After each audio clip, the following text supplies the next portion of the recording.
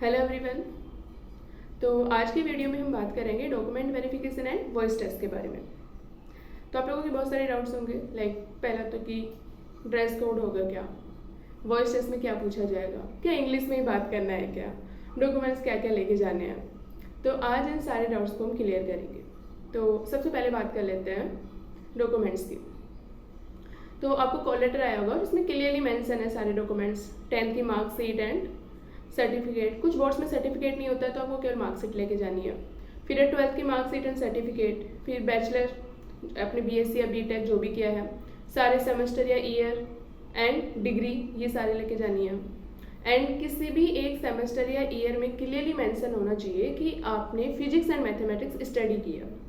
कुछ कॉलेजेज में numerical methods या linear algebra as a subject पढ़ाया जाता है, तो यदि आपके मार्कशीट में ये लिखा हुआ है न्यूमेरिकल मेथड्स तो ये नहीं चलेगा। क्लियरली किसी भी एक सेमेस्टर में ये मेंशन होना चाहिए कि फिजिक्स एंड मैथमेटिक्स आपने स्टडी की है।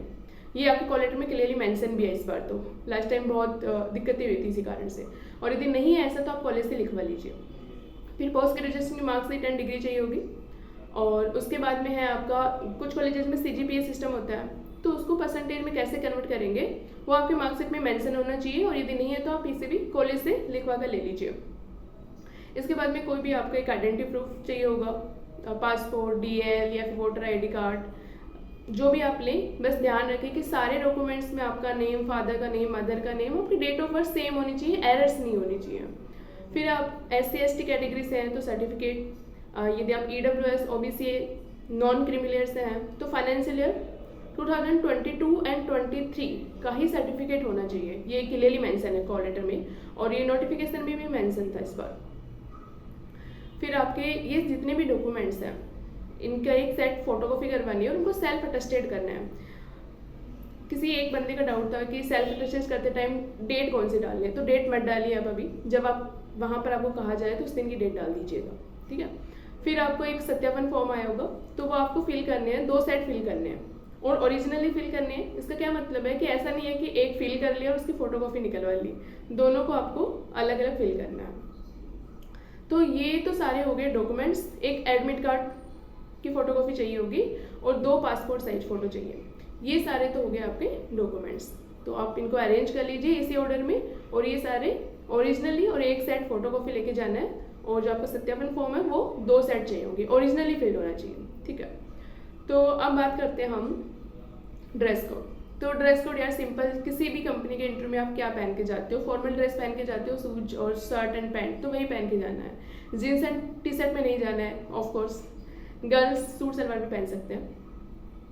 उसके बाद में वॉइस टेस्ट की, ये ड्रेस कोड की बात होगी। वॉइस टेस्ट पे आते हैं। वॉइस टेस्ट में क्या पूछा जाएगा, क्या हिंदी में बात कर सकते हैं, तो देखते हैं। तो मैं अपने वॉइस टेस्ट का एक्सपीरियंस बताती हूँ। तो सबसे पहले तो आपका जो भी पैनल बैठा है उनको ग्रीट करना है, like good evening, good afternoon, जिस भी टाइम आपका डॉक्यूमेंट वेरिफिकेशन या वॉइस टेस्ट है। फिर उसके बाद में वो आपको tell me about yourself, एक सिंपल सा क्वेश्चन पूछ लेता है। तो आपको सिंपल सा जवाब देना है कि आपका नाम क्या है, कहाँ से पढ़े हो आप, कहाँ मतलब कहाँ से हो आप, लाइक। और ये तो लोगों ने रट भी लिया होगा, इंग्लिश में भी रट लिया होगा, तो इसका तो आंसर एकदम स्मूथ जाएगा आपका। फिर उसके बाद में कुछ क्वेश्चन पूछ सकते हैं, वो सिंपल होते हैं, कभी उनका मन होता है तो पूछ लेते हैं। लाइक मुझसे ये पूछ लिया कि आपने ATC के बारे में सबसे पहले कहाँ से सुना, तो आप बता सकते हो आपने किसी फ्रेंड के थ्रू सुना, या फिर अपने वेबसाइट या कहीं से जहाँ से भी सुना वो बोल सकते हो। और आपको ऑल ऑफ सडन इंग्लिश में बात करने में दिक्कत हो रही है तो चिल करो, हिंदी में बात करो। मैंने हिंदी में ही जवाब दिया था। फिर आपको जो रोल नंबर है, बड़ा सा रोल नंबर है, उसको रीड आउट करने के लिए बोलते हैं। तो 1 by 1 डिजिट आप रीड करिए, लाइक 1 2 3 ऐसे रोल नंबर है तो 1 2 3 4 5, वो ये चेक करते हैं कि डिजिट्स को कैसे प्रोनाउंस करते हो। फिर आपको एक पैराग्राफ दिया जाता है, तो आपको वो रीड आउट करना है, और ये सब रिकॉर्ड हो रहा होता है। तो अब देखो, जो पैराग्राफ गिवन है आप उसको ना तो ज़्यादा स्लो रीड करना है, ना ही ज़्यादा फास्ट रीड करना है। आपको मॉडरेट स्पीड में रीड करना है एंड लाउडली रीड करना है, राइट। उसके बाद में आपको कुछ वर्ड्स वो स्पेल करने के लिए कहते हैं, जैसे कि स्ट्रीट है ना, बियर, कुछ भी वर्ड्स, 3-4 वर्ड्स और ले सकते हैं वो लोग। तो वो यही चेक करते हैं कि आप कैसे बोलते हो, है ना, कि आप जो बोल रहे हो उसमें आपकी जो भी लोकल लैंग्वेज है उसका इफेक्ट नहीं आना चाहिए, यही चेक करते हैं।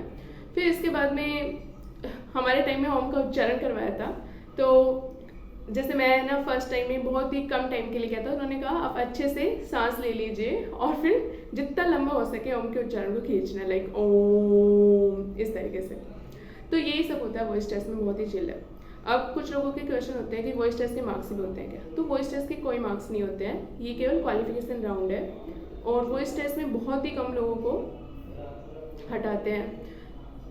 यदि आप बहुत ज़्यादा स्टमर नहीं कर रहे हो तो वॉइस टेस्ट में आप क्लियरली मतलब आप क्वालिफाई कर ही लेते हो। जो आपका मेन चीज़ है जिससे आपकी कट ऑफ बनेगी वो आपके रिटन एग्जाम में जो मार्क्स हैं उन्हीं के बेसिस पे होना है। तो वॉइस टेस्ट की बहुत ज़्यादा टेंशन नहीं लेनी है।